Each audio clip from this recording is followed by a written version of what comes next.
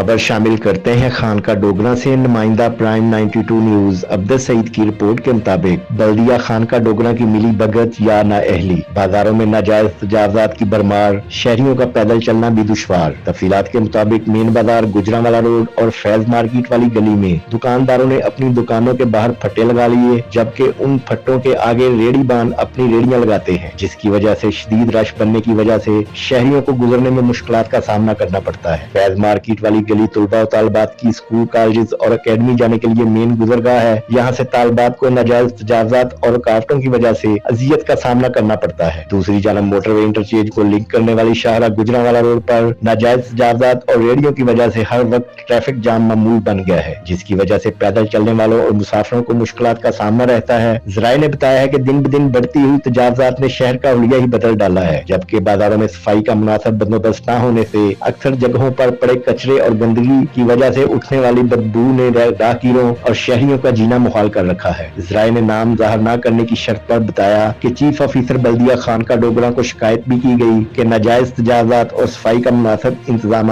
न होने से शहरी सख्त अजियत का शिकार है, मगर चीफ ऑफिसर ने इस अहम नोयत के मसले की कोई परवाह नहीं की जो बल्दिया अमले की नाजायज तजावजात के मामले में जिम्मेदारियों को मशकूक बनाता है। शहरियों ने डिप्टी कमिश्नर शेखुपुरा सरमद तैमूर से शहर में कायम नाजायज तजावजात के खात्मे के लिए तहसील इंतजामिया को अहकामात देने का मुतालबा किया है।